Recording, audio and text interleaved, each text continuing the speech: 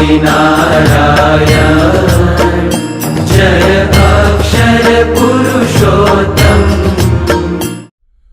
कौन थे भगवान स्वामी नारायण? क्यों कहा जाता है इन्हें नीलकंठ वर्णी, जिनके नाम पर दुनिया का सबसे भव्य मंदिर बना? भगवान स्वामी नारायण का जीवन परिचय, स्वामी नारायण बायोग्राफी इन हिंदी, नीलकंठ वर्णी।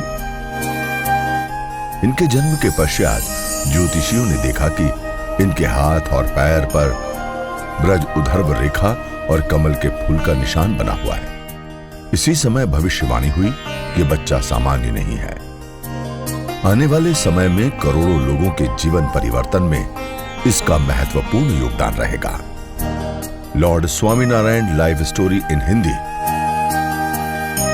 भगवान स्वामीनारायण हिंदू धर्म के स्वामी नारायण संप्रदाय के प्रवर्तक हैं। इन्हें सहजानंद स्वामी के नाम से भी जाना जाता है। शिक्षापत्री स्वामी नारायण संप्रदाय का मुख्य और पवित्र ग्रंथ है। इस ग्रंथ में 212 श्लोक संस्कृत भाषा में हैं और ये ग्रंथ भगवान स्वामी नारायण के द्वारा रचित है। इन्हें अवतारी पुरुष और ईश्वर का स्वरूप माना जाता है। इनके अवतार के संकेत कई पुराणों में भी मिलते हैं। इनके कई भक्त होंगे और उनके जीवन की दिशा और दशा तय करने में नीलकंठ वर्णी अथवा स्वामी नारायण का बड़ा योगदान रहेगा।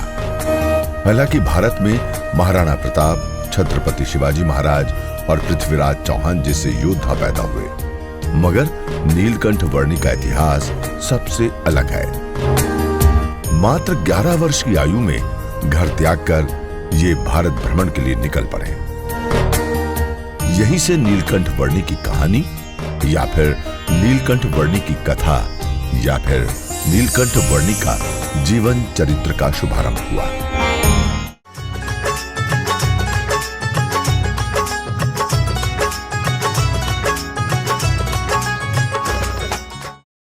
भगवान स्वामी नारायण की जीवनी। नाम स्वामी नारायण, अन्य नाम सहजानंद स्वामी, नीलकंठ या नीलकंठ ब्रह्मचारी। बचपन का नाम घनश्याम। जन्मतिथि 3 अप्रैल 1781।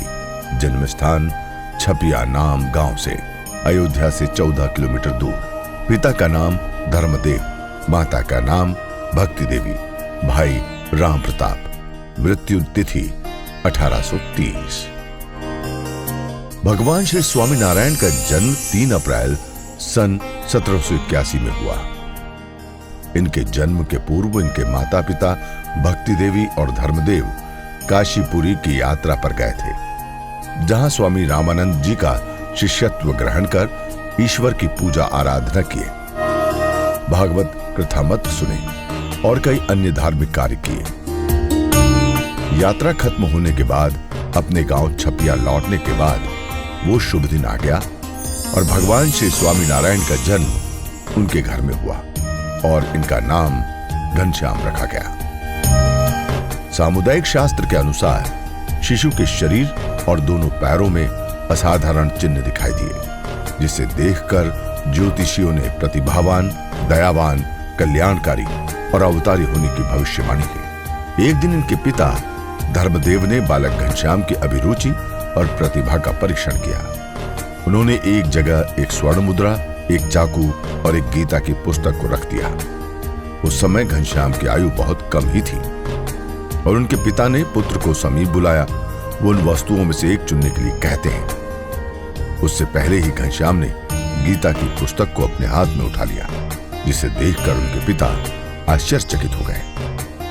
भगवान स्वामी नारायण की शिक्षा 10 वर्ष की आयु में ही बालक घनश्याम ने अपने पिता से वेद, उपनिषद, गीता, रामायण और महाभारत आदि का अध्ययन पूर्ण कर लिया। इनकी जितनी अच्छी विद्या ग्रहण करने की शक्ति थी, उससे भी अच्छी इनकी अभिव्यक्ति की शक्ति थी, जिसे देखकर बड़े बड़े विद्वान आश्चर्यचकित हो जाते थे। बालक घनश्याम ने कम उम्र में ही मल्ल विद्या में कुशलता प्राप्त कर ली थी।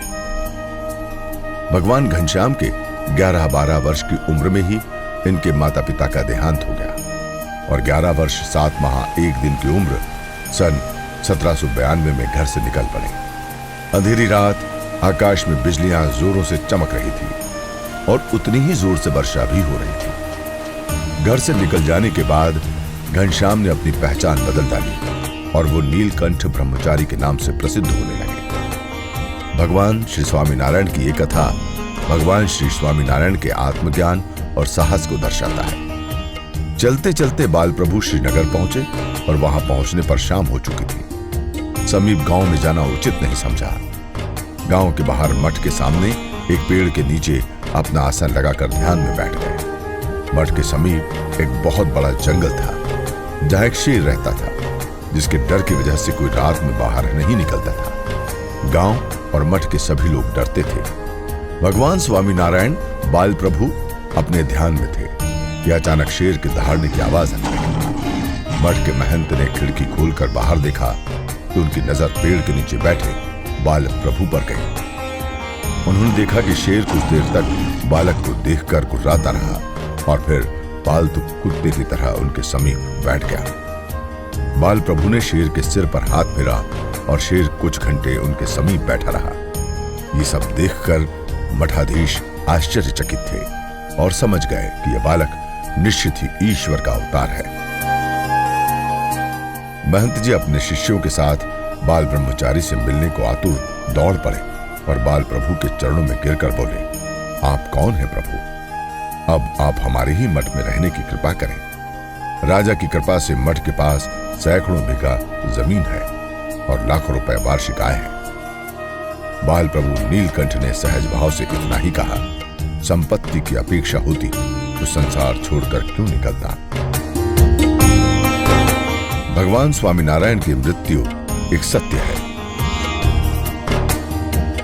जिसका जन्म हुआ है उसकी मृत्यु भी निश्चित है। प्रकृति के इस खूबसूरत नियम का ज्ञानी जन स्वागत करते हैं। सन 1930 ईस्वी में भगवान स्वामीनारायण ने नश्वर शरीर का त्याग कर दिया और उनकी सोच और दी गई शिक्षा का प्रचार प्रसार उनके अनुयायी पूरे विश्व में कर रहे हैं। भगवान स्वामीनारायण के बताए मार्ग पर चलकर आज भी लोग ज्ञान और अध्यात्म के आनंद में सराबोर होकर विश्व कल्याण में अपना योगदान दे रहे हैं। पुरुषोत्तम परब्रह्म श्री हरि सहजानंद, जय श्री हरि सहजानंद। देखते रहिए धर्म पुराण। यदि आपको ये वीडियो पसंद आए तो कृपया लाइक करें, सब्सक्राइब करें और बेल आइकन को जरूर क्लिक करें।